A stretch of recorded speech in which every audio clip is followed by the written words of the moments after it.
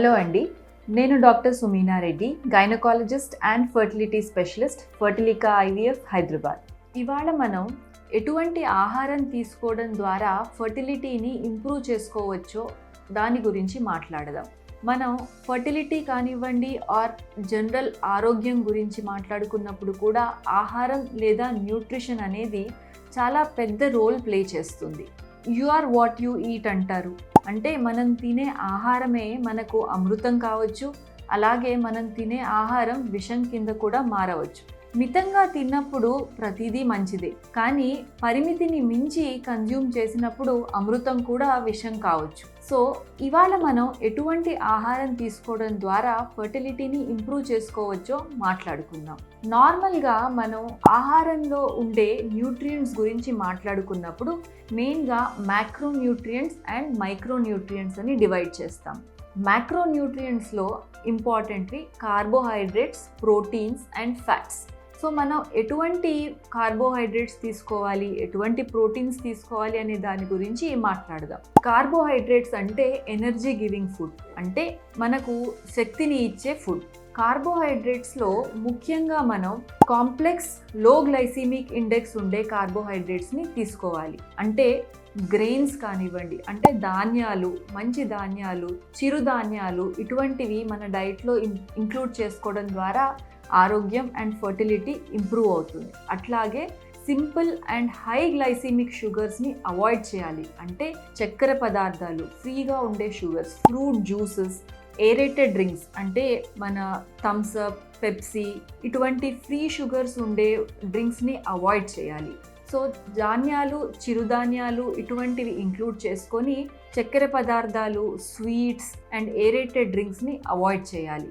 Next proteins అంటే building blocks of the body. అంటే మనకు మజిల్స్ కానివ్వండి, మన బాడీ ఆరోగ్యంగా ఉండడానికి ప్రోటీన్స్ తీసుకోవడం ఎంతో ఇంపార్టెంట్. ఫర్టిలిటీ మీద కాన్సన్ట్రేట్ చేస్తున్నప్పుడు ప్లాంట్ బేస్డ్ ప్రోటీన్ని ఎక్కువ తీసుకోవాలి. అంటే సోయా, టోఫు, స్ప్రౌట్స్ ఇట్లాంటివన్నీ డైట్లో ఇంక్రీజ్ చేయాలి. అట్లాగే యానిమల్ ప్రోటీన్ని వీలున్నంత వరకు తగ్గిస్తే మంచిది. అంటే మీట్, రెడ్ మీట్ ఎస్పెషలీ తక్కువ మోతాదులో తీసుకోవడం మంచిది. ఫ్యాట్స్ అంటే మనకు హీట్ ప్రొడ్యూసింగ్ సబ్స్టెన్స్. ఫ్యాట్స్లో మనం మెయిన్గా పాలీ అన్సాచురేటెడ్ ఫ్యాటీ యాసిడ్స్ని ఎక్కువ మోతాదులో తీసుకోవచ్చు అండ్ మోనో అన్సాచురేటెడ్ ఫ్యాటీ యాసిడ్స్ని తక్కువ చేయాలి. అంటే ప్రాసెస్డ్ ఫుడ్, మనకు డీప్ ఫ్రైడ్ ఫుడ్ అంటే నూనెలో వేయించే పదార్థాలు, బయట ఈజీగా processed food or junk food, pizzas, burgers ఇట్లాంటివన్నీ అవాయిడ్ చేయాలి. అట్లాగే మంచి ఫ్యాట్ ఉండే ఫుడ్ అంటే మనకు పాలు, పెరుగు, బటర్ ఇటువంటివి అన్నీ మంచి మోతాదులో తీసుకోవచ్చు. ఇవి మైక్రోన్యూట్రియంట్స్. మైక్రోన్యూట్రియంట్స్ అంటే విటమిన్స్, మినరల్స్ ఇవన్నీ మైక్రోన్యూట్రియంట్స్ కూడా మనం తక్కువ మోతాదులో తీసుకున్నప్పటికీ బాడీ ఫంక్షనింగ్కి చాలా ఇంపార్టెంట్. విటమిన్స్లో ముఖ్యంగా vitamin C, vitamin D, vitamin B ఇవన్నీ ఫర్టిలిటీ ఫంక్షనింగ్కి చాలా ఇంపార్టెంట్. ఇవి ఒకవేళ బాడీలో తక్కువగా ఉన్నట్టయితే ముఖ్యంగా విటమిన్ డి డెఫిషియన్సీ చాలా కామన్గా చూస్తూ ఉంటాము. సో విటమిన్ డి కనుక తక్కువ ఉన్నట్టయితే దాన్ని టాబ్లెట్స్ రూపంలో సప్లిమెంట్ చేయడం ఎంతో ఇంపార్టెంట్. మినరల్స్ విషయానికి వచ్చేసరికి ఐరన్ డెఫిషియన్సీ మన భారతీయుల్లో, విమెన్లో చాలా కామన్గా చూస్తూ ఉంటాము. ఐరన్ సప్లిమెంటేషన్, సెలీనియం సప్లిమెంటేషన్ వీటన్నిటి ద్వారా కూడా ఫర్టిలిటీని ఇంప్రూవ్ చేసుకోవచ్చు. సో ఇటువంటి చిన్న డైట్ టిప్స్ని పాటించడం ద్వారా ఫర్టిలిటీని చాలా ఇంప్రూవ్ చేసుకోవడానికి వీలుంటుంది.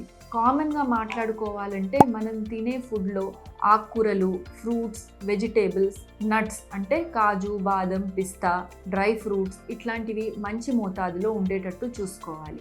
మంచి ఫ్యాట్స్ అంటే పాలు, పెరుగు, అవకాడోస్, బ్రాకలీ ఇట్లాంటివన్నీ కూడా బాగా ఇంక్లూడ్ చేసుకోవాలి. Processed food, junk food, deep fried food ఇవన్నీ అవాయిడ్ చేయడం మంచిది. ఇటువంటి చిన్న టిప్స్ పాటించి ఫర్టిలిటీని ఇంప్రూవ్ చేసుకోవచ్చు. Thank you.